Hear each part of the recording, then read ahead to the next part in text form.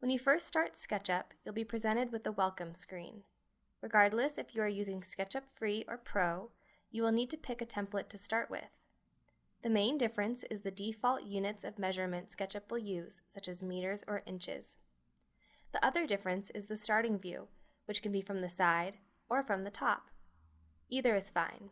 Choose a template and start SketchUp. Based on the template you've chosen for SketchUp, your default view will be from the top or from the side. Let's all start from the same view by going to the Camera menu, Standard Views, and choose ISO. Now begin by drawing a rectangle. Pick the Rectangle tool, then click once to start a rectangle. Pull away, and click again to finish. A quick note about drawing in SketchUp. Get in the habit of click and releasing your mouse button to start and finish most actions. This will be true for almost all of the drawing tools. Unless we specifically ask you to click and drag your mouse button, always click and release to start and finish each tool and action. Now undo any rectangles by going to the Edit menu and choosing Undo. Draw another rectangle, but this time keep an eye on the lower right corner as you do. Click once to start the rectangle, pull away, and watch how the dimensions change as you adjust the rectangle size. Click again to finish the rectangle. You can be as precise with SketchUp as you'd like. Although it may not seem you are being accurate, everything you draw in SketchUp has a real-world scale. We'll learn more about this later. For now, let's move on to the next tool, the Push-Pull tool. Select this tool and click on the rectangle we just drew, pull up, and we've created a box. Click to finish. The Push-Pull tool will literally push or pull on any flat surface. Try it on our simple box. Click on this side to pull it out and click to finish. Click on this side to push it in and click to finish. Now let's combine more rectangles with the Push-Pull tool. Select the Rectangle tool and draw a rectangle on our existing box. Watch how SketchUp will give you reference points to help as you draw. For example, to draw from this corner, SketchUp snaps to this point and shows you a green endpoint. Click here to start, pull away, and finish the rectangle. Now use Push-Pull to push this new surface inward. The drawing tools all work based on the surface you are drawing on. For example, use the Circle tool to draw a circle on one of your surfaces. Simply click to start, pull out the radius, and click again to finish. Now draw another circle on a different surface to see how the orientation aligns to whatever you are drawing on. Use Push-Pull to create some cylinders. Select the Rectangle tool again and start from this upper edge. SketchUp shows a red dot indicating you are on the edge. Click to start and draw down to a lower edge, also showing a red dot. Use Push-Pull to push this surface inward. All reference points are called inference points in SketchUp, and they will be very helpful in making you both accurate and fast.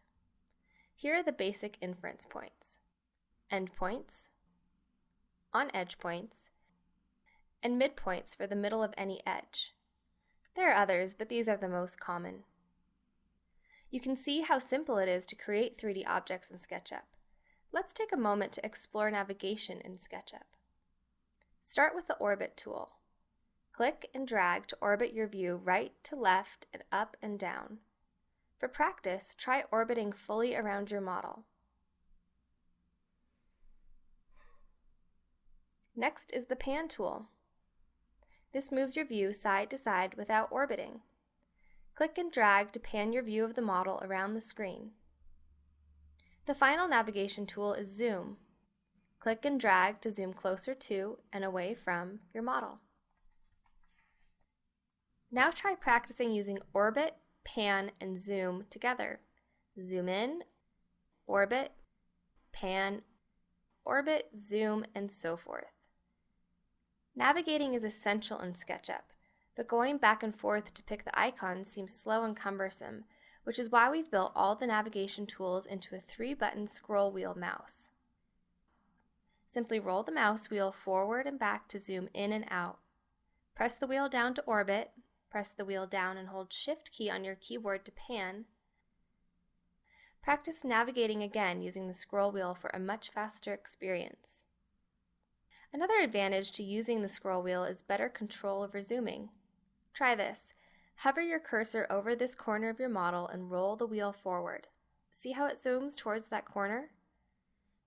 Using the scroll wheel will zoom toward and away from any area where your cursor is, making navigation even easier. Let's review what we've learned so far by creating a very simple house object.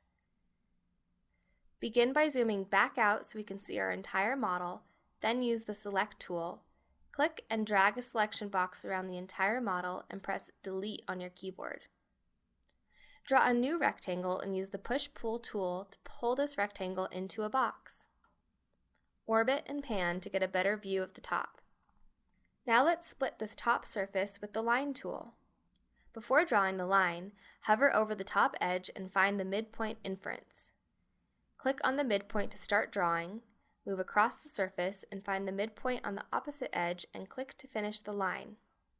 We'll pull this new edge up to create a roof. Choose the Select tool and click on the edge to select it. With the edge highlighted, use the Move tool to create a ridge. Click on the edge to begin moving it, move it upward, and click again to finish. A quick orbit shows that I wasn't very careful in moving my roof line and the result is uneven. Let's undo that move and see how SketchUp can help us to be more accurate. Make sure the edge is selected, then using the Move tool, click once on the edge to start moving it. While moving it around, notice that the edge snaps to a blue dotted line.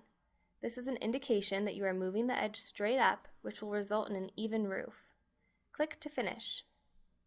In SketchUp, the red, green, and blue axes will help you to draw and move correctly in 3D space. Let's try it by creating a chimney on the roof. Navigate for a better view of the roof surface. Now use the Line tool and click once on an upper part of the roof to start drawing a line.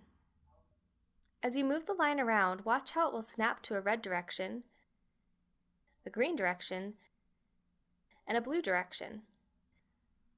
Try drawing a line in each direction, orbiting to see the orientation. The blue direction is vertical, straight up and down, and the red and green are horizontal. To draw a chimney, we could approach it in many ways, but we'll use this method. We'll draw the side profile shape, then use the Push-Pull to create the full chimney. Drawing with the axis directions will help us create the correct profile in 3D space. Use the Eraser tool and click on any edges you drew to erase them.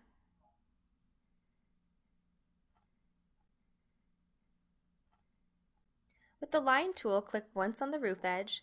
Make sure you see the red on-edge inference point, or you could also start from the midpoint and draw a line straight up in the blue direction. Click to finish your line and press the Escape key to cancel a continuous line. Now choose another point on the edge and start drawing a line from that point up in the blue direction, and watch as you draw upward that SketchUp will give you an inference when you are lined up with the previous line you drew. Draw your second line to this point. Now draw an edge connecting the two lines to complete a surface. With the surface drawn, use Push-Pull to extend the chimney across the roof to a point you are happy with. Use Push-Pull again to complete the chimney. By pulling across the roof surface, extra edges have been created, but these are easily erased. Any lines drawn across coplanar surfaces can be erased to form one larger surface. We call this healing the surface. Use the eraser and erase the two extra edges. At this point, you know some of the basics of SketchUp, so practice what you've learned by adding to our simple house. Draw a rectangle and split it in half.